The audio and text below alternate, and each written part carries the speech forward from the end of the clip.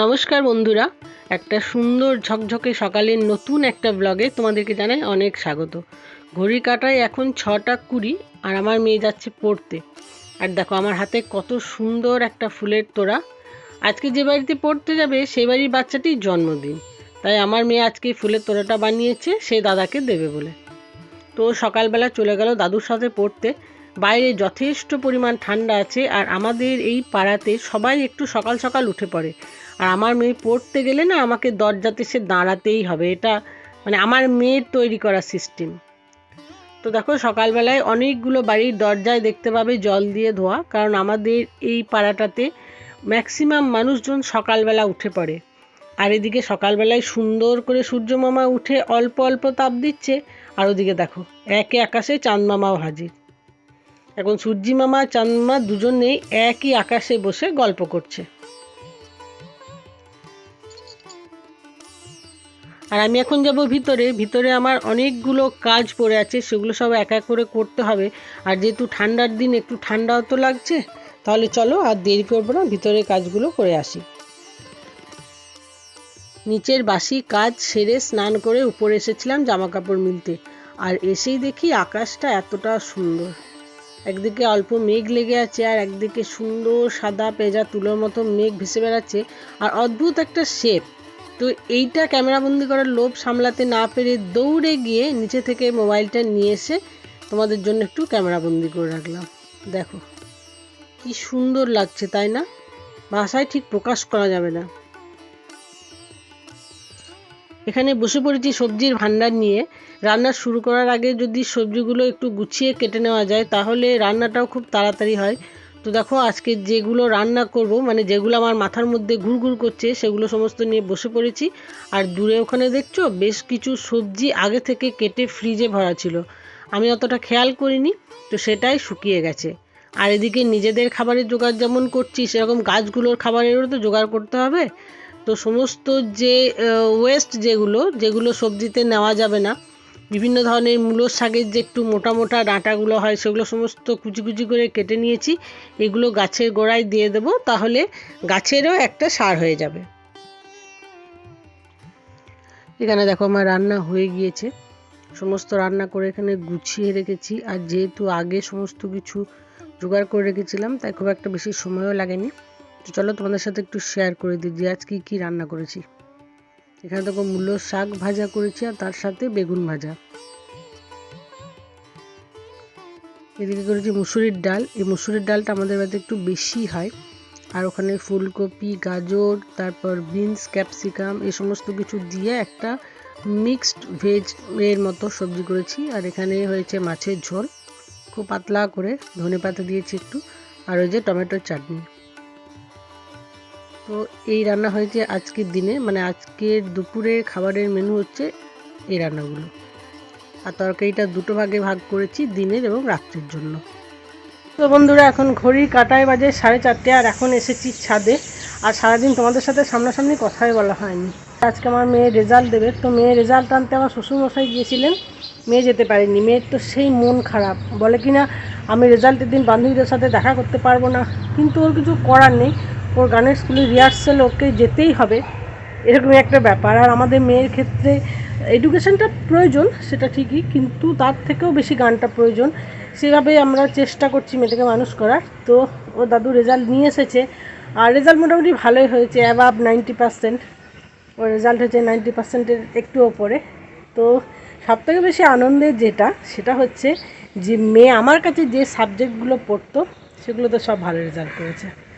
ওর বাবার কাছে যেটা পড়তো, দাদুর কাছে পড়তো, সেগুলোতেও ভালো রেজাল্ট করেছে। কিন্তু হয় না যে 100 ভালো, কিন্তু মানে 100-র নিচে 99, তার নিচে 98।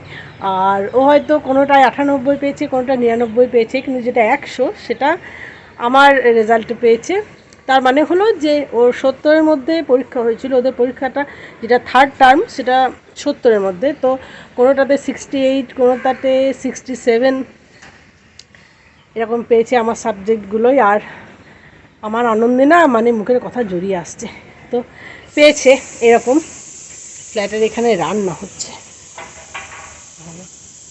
সিটি পড়ছে। তো সেই জন্য আমার খুব ভালো লাগছে। আর মেয়ে গানের স্কুল থেকে চলে এসছে, ওরও খুব ভালো লাগছে। আর মেয়েটার উপর দিয়ে এখন খুব পরিশ্রম যাচ্ছে, কিন্তু এই পরিশ্রমটাকে করতেই হবে। আর দূর থেকে দেখো আমার ছাদ বাগানটা কি সুন্দর লাগছে না? চলো তোমাদেরকে একটা জিনিস দেখাই, আবার এসে কথা বলছি। গত বছর 2টো হলুদ চন্দ্রমল্লিকা হয়েছিল, তাও একজনের বাড়ি থেকে আমার শ্বশুরমশাই কাটিং করে এনেছিলেন, মানে ছোট্ট একটা ডাল নিয়ে এসেছিলেন, 2টো ডাল সেটা থেকে হয়েছিল। আর এবছর সেটা কাটিং করে করে লাগিয়েছি, কত হয়েছে দেখো। এগুলো যখন ফুটবে তখন কত সুন্দর লাগবে বলো।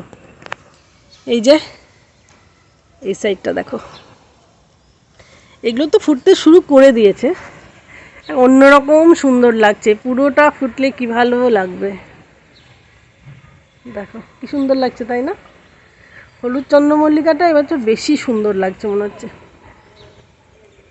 আর এগুলো তো বস্তার মধ্যে লাগিয়েছি, যার ফলে গ্রোথটাও খুব সুন্দর হয়েছে, ভারী সুন্দর হয়েছে। আর প্রচুর পরিমাণে কুড়ি এসেছে।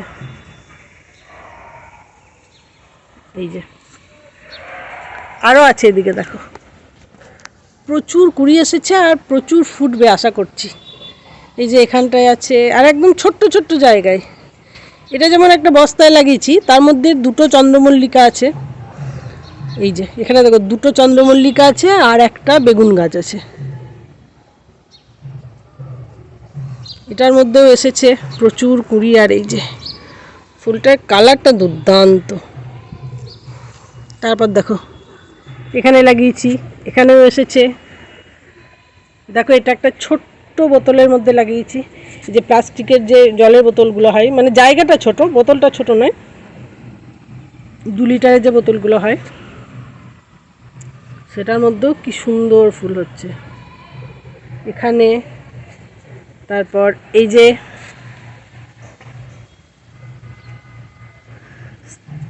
সার্ফ এক্সেলের একটা প্যাকেটে লাগিয়েছিলাম, প্রচুর লাগিয়েছি এবছর এই হলুদ চন্দ্রমল্লিকাটা।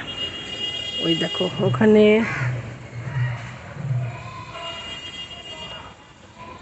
তারপর ওই যে দূরে, সেটাও একটু দেখিয়ে দিই। আচ্ছা এখানে একটা আছে, এই যে একটা।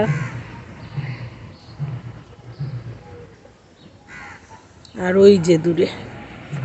হলুদ আর সাদার কম্বিনেশনটা আমার বরাবরই ভালো লাগে। আর এখানে দেখো এই যে হলুদ চন্দ্রমল্লিকাটাও কি সুন্দর লাগছে।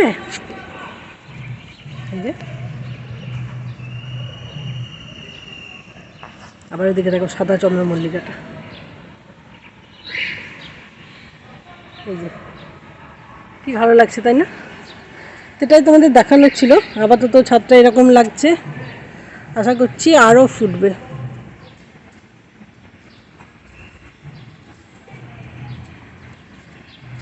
এরকম লাগছে ছাদটা।